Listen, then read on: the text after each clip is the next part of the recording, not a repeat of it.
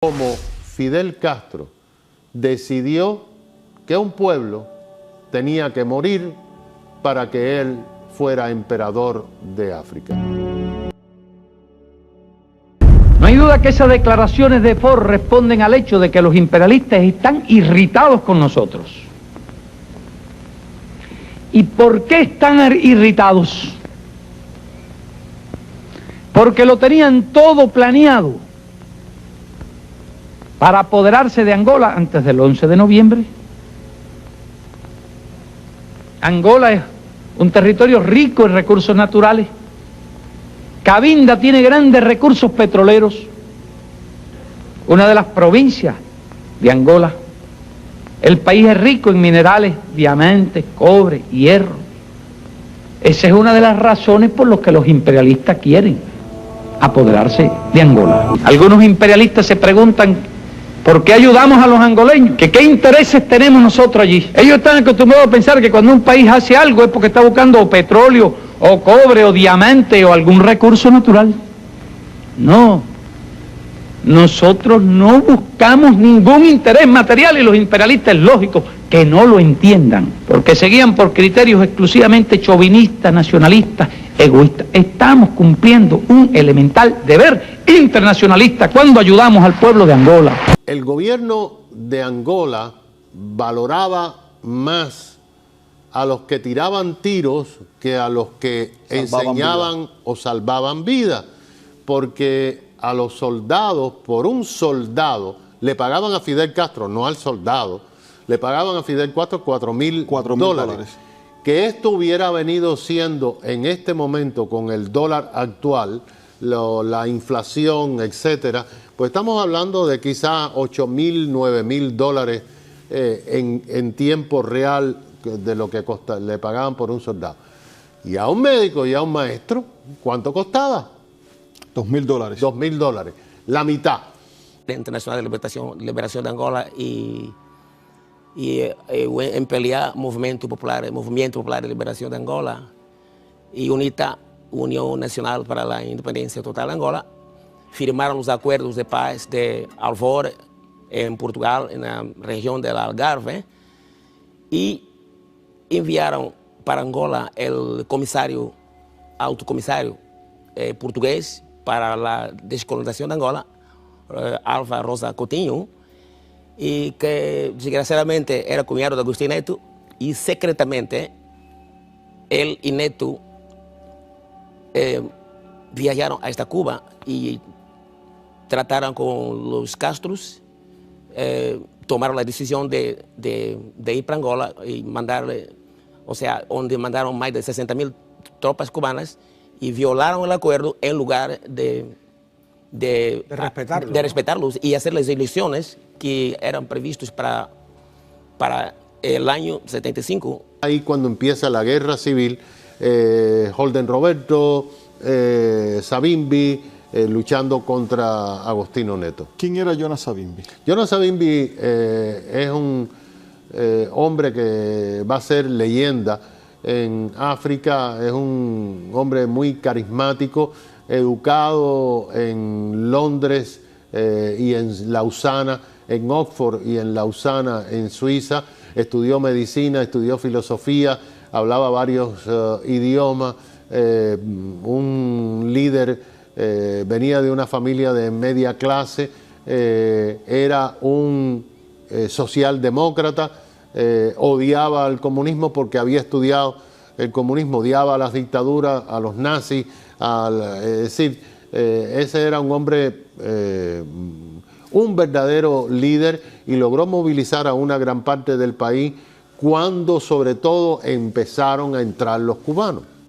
Y que sin embargo, en la noche del 11 de noviembre de 75, los cubanos desembarcarían al norte de Luanda, en Cacoaco, y ahí practicarían la primera masacre, que se llama Masacre de Kifongondo, donde capturaron 3 americanos asesores de FNLA, que era la fuerza militar de los movimientos de liberación en ese tiempo más fuerte, y capturarían en esa noche 3 británicos, 3 irlandeses y otros 3 más asesores extranjeros que ayudaban en movimientos EFRLA. Y entonces, a la noche del 11 de noviembre, Rosa Coutinho entregaría la independencia de Angola a su cuñado Agustín Neto. 3 años después, a 27 de mayo de 75, Nito Alves, que era el ministro de Administración Interna de Agustín Neto en este tiempo, se desentiende con Neto, entonces desencadea la intentona conocida como la intentona de mayo, 27, más conocida por masacres del 27 de mayo. Es un mismo grupo de partidarios de Agustín Neto que se separaron de él. Correctamente. Y Cuba entonces decide apoyar a Neto. ¿Y cómo es esta masacre? ¿Hablan de 30.000 muertos? No, fueron 100.000, porque lo que pasa es que... ¿Fueron cuántos? 100.000 muertos. 100.000. Sí, 100.000 muertos. Incluso ellos, o sea, lo que hicieron fue... ¿Y el ejército cubano participó? Si no fuera el ejército cubano, Neto habría perdido el poder. Porque Nito Alves ya lo había puesto lo tenía cercado. En el baño. Ya lo tenía en el baño cercado. Y cuando prácticamente iba a hablar, decir que ya no era presidente, entonces los cubanos tomarían la Radio Nacional de Angola en el centro de capital angolana, Luanda. Y luego empezaron desde ahí a masacrar más de 100.000 muertos en todo el país. Incluso lo que hicieron fue escoger los intelectuales desde el ensino obligatorio hasta el ensino superior y que fueron indiscriminadamente masacrados. Algunos ejecutaron a los intelectuales. Correcto. Algunos incluso fueron enterrados vivos. El concepto de guerra civil como tal, uno no lo entendía.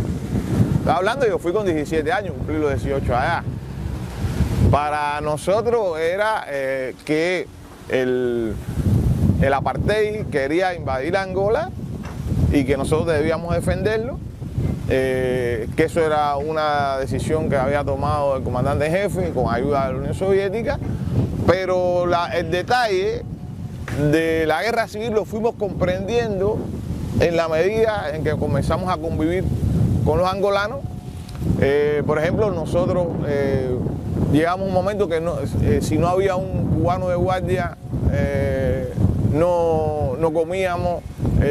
Había un momento que un cubano tenía que ser el que determinara los alimentos, el agua, el arroz, las carnes, porque los angolanos te envenenaban, te asesinaban, te llevaban el arma, porque realmente, como decíamos nosotros, de día eran de la MPLA y de noche eran de la UNITA, porque realmente era una cosa, nosotros nos introdujimos ahí, o sea, nosotros no teníamos todavía el concepto de que éramos invasores, ni que éramos ocupantes.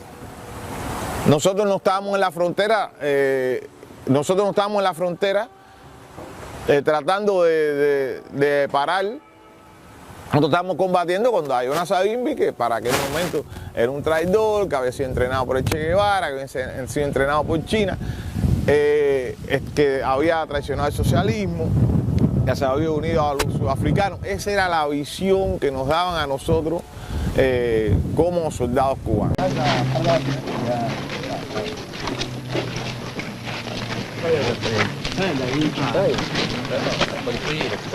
Aquí, toda esa sangre aquí. Entonces por aquí, cuando nos traían de allá, cuando nos traían de allá de Lisboa para acá, sí. De Lisboa, no, no sé, de un país, de un pueblo para allá. Un pueblo, ¿el Lubito? Es un pueblo que le bateo. La familia mía en particular, el padre mío en particular, sabía la misión específica que yo iba a cumplir. La madre no lo sabía. Después que yo salí de Cuba, él se iba a encargar de informarse. ¿La familia sabía que usted iba a combatir para Angola? No. Nuestra familia pensaba que nosotros íbamos para la Unión Soviética, para no alarmarla, porque sabíamos la situación que existía en Angola. Entonces nosotros le dijimos que íbamos para la Unión Soviética a estudiar. ¿Y en los casos de ustedes? Igual, lo mismo. Mi familia sabía que yo iba para la Unión Soviética a estudiar, no para la Angola. ¿Sabe? Porque le escribí de aquí para allá, que estoy en Angola, estando en el hospital ahora, últimamente, donde estuve. Pero lo que yo sí recuerdo con mucha claridad, yo tenía 28 años en ese momento y yo veía a aquellos combatientes como unos muchachitos, unos niños. O sea, ahí había muchachos de 18 años, de 19 años. A mí eso me llamó mucho la atención porque eran, bueno, una de las cosas que más desmoralizaba a esos combatientes era cuando recibían cartas de Cuba, ya fuera de su pareja o de uno de sus familiares, que les anunciaban la ruptura de la relación que tenían con su novia en Cuba. ¿Lo mismo la propia novia? ¿Entendían esos soldados el conflicto, esas diferencias tribales? Nada de... Bueno, perdón, déjame... Yo no entrevisté a muchos. Yo hablé con la mayoría de los que yo hablé, los encontré en el extremo sur, en el punto más al sur, a donde avanzaron las tropas cubanas, que fue en Techipa. Estaba a 50 kilómetros de la frontera con Namibia. Allí, que nada más que estuve 3 días, fue donde más pude hablar con ellos, porque me pasé todo el tiempo prácticamente haciendo eso. Y tratando de ocultarnos, porque no había lugar donde meterse cuando de la base de Ruacaná, en Namibia, despegaba un avión de combate sudafricano y con solo despegar estaba prácticamente arriba de nosotros. Esos muchachitos recibían unas cartas que ellos les decían las cartas amarillas. Era el anuncio de la ruptura de la relación de su novia, de su esposa, de lo que fuera. La desmoralización era impresionante. Bueno, esa fue la crónica que yo hice que no publicaron. ¿Casos de suicidio? Yo no recuerdo ninguno, yo no conocía ninguno, pero sí oí hablar. Personalmente no entrevisté a nadie que fuera familiar o amigo, pero sí oí el comentario y algunos que se automutilaban para tratar de salir de allí, de regresar a Cuba. Pero esa imagen de aquellos muchachos tan jovencitos haciendo cosas que a mí me parecían de un nivel, una caravana, por ejemplo, ir en una caravana en Angola era un peligro de muerte a cada paso, porque los lugares por donde avanzaban eran minas. Eran lugares minados.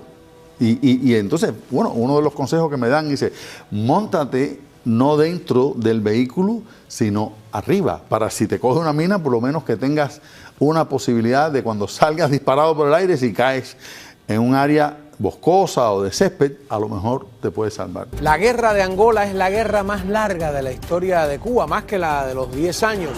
Sin embargo, es también la más olvidada o la menos historiada. José Ramón López Rodríguez fue combatiente internacionalista.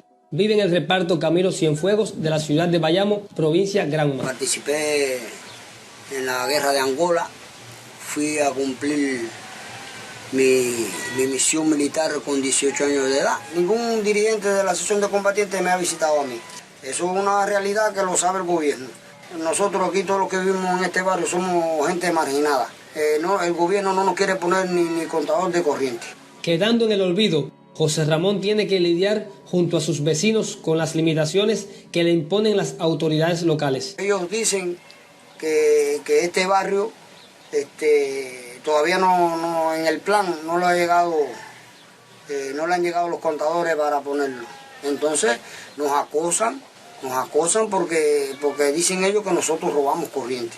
Necesitamos el servicio, una obligación del gobierno por los derechos humanos de facilitarnos la electricidad. En este sentido, se siente muy indignado. Ojalá y nos dieran la oportunidad de agruparnos para hacer manifestaciones contra el gobierno y decirle que nosotros también pertenecemos a los indignados de España, de Grecia y de todos esos países que hay situación económica.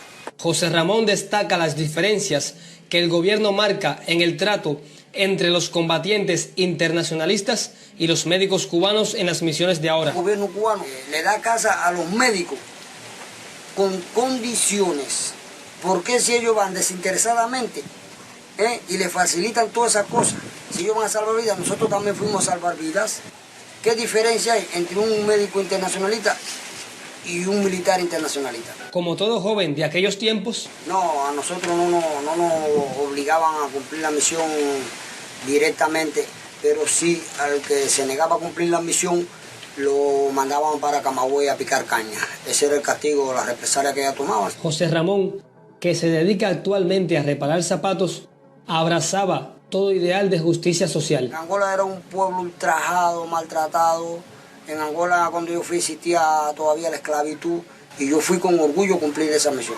Este bayamés no olvida a sus compañeros caídos y familiares.